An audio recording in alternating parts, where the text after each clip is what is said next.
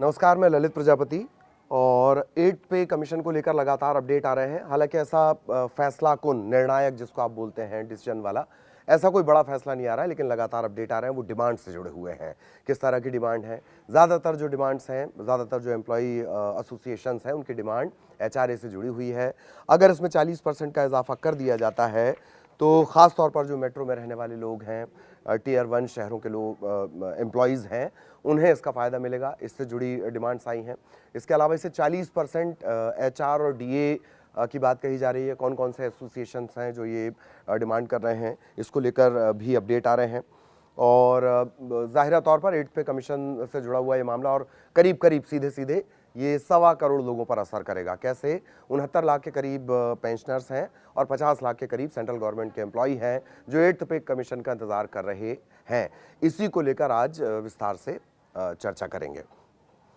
तो केंद्रीय कर्मचारी और पेंशनर्स इंतजार कर रहे हैं कि कोई डिसीजन वाली बात आए, कोई निर्णायक बात उनके सामने आए। कर्मचारी संगठन एचआरए की दरों को बढ़ाने को लेकर लगातार डिमांड कर रहे हैं और सबसे ज़्यादा इसी की डिमांड की जा रही है। कुछ मामलों में 40% तक इसे बढ़ाने की मांग हो रही है एचआर और डीए को। सैलरी और पेंशन का बेसब्री से इंतज़ार किया जा रहा है। हालांकि चूंकि ये लागू कर दिया गया तो बम्पर एरियर मिलेगा जब भी मिले। आयोग ने 23 और 22 जून को एक मीटिंग की थी, महत्वपूर्ण मीटिंग की थी लखनऊ में। एचआरए यानी हाउस रेंट अलाउंस मेन इसका फोकस रहा है, जिसपे सबसे ज़्यादा डिमांड इसी की आई है। जो प्रतिनिधि हैं वो ये कह रहे हैं कि 8वें वेतन आयोग के सामने जो सबसे ज़्यादा डिमांड आई एचआरए बढ़ाने को लेकर। संगठनों का ये दावा है कि एक्स श्रेणी के जो शहर हैं, टियर 1, यहाँ के जो शहर हैं, एचआरए 40% तक करने की मांग की गई है। तर्क दिया जा रहा है, किराए का तर्क दिया जा रहा है कि किराया बहुत तेज़ी से बढ़ा है और उसके अनुपात में सैलरी तो नहीं बढ़ पाई है। एक एग्जाम्पल भी दिया गया है।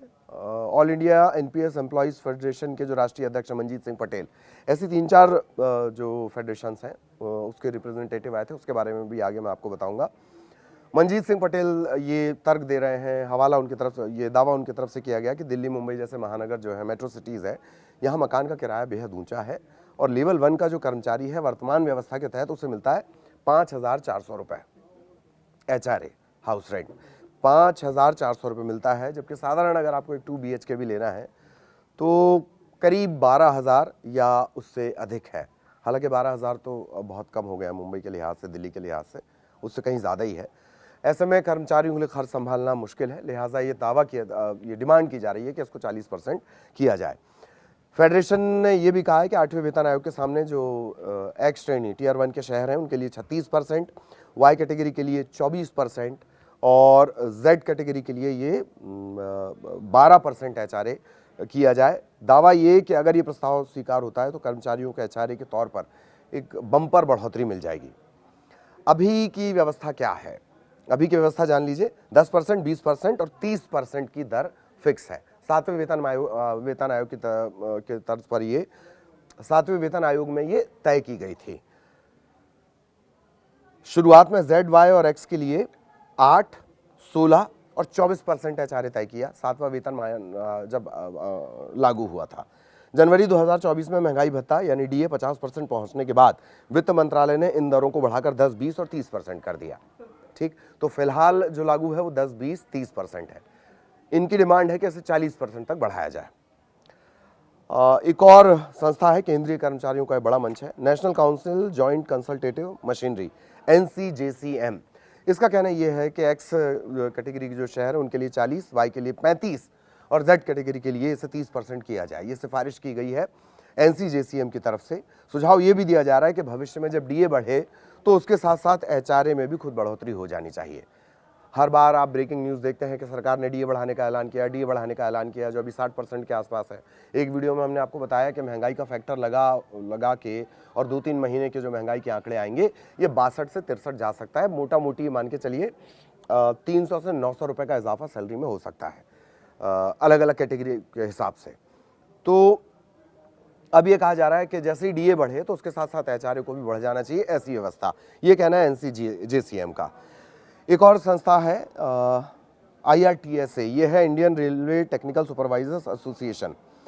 ये मौजूदा जो 3 श्रेणी की व्यवस्था है, 3 कैटेगरी का अरेंजमेंट है, उसे 4 में बदलने का प्रस्ताव देती है कि भाई कैटेगरी को 4 कर दिया जाए, XYZ नहीं, एक और इसमें ऐड ऑन कर दी जाए।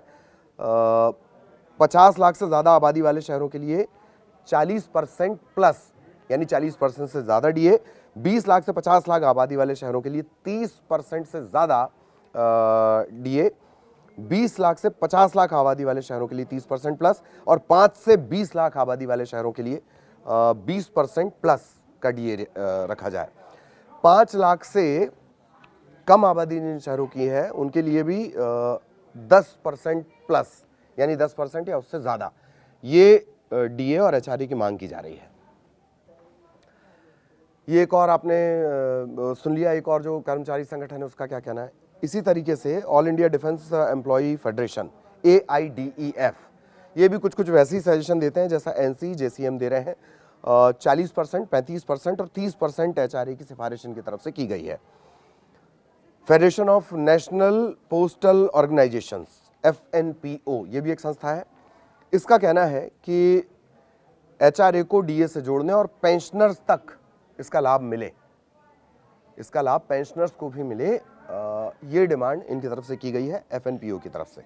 तो 8वें वेतन आयोग के सामने एचआरए बढ़ोतरी का मुद्दा है, ये बहुत प्रमुखता से निकलकर सामने आया है और सभी को इंतज़ार है कि कब इस पर कोई डिसीजन मेकिंग वाली बात हो जाती है, कोई फैसलाकुन बैठक कब होती है, निर्णायक बैठक कब होती है।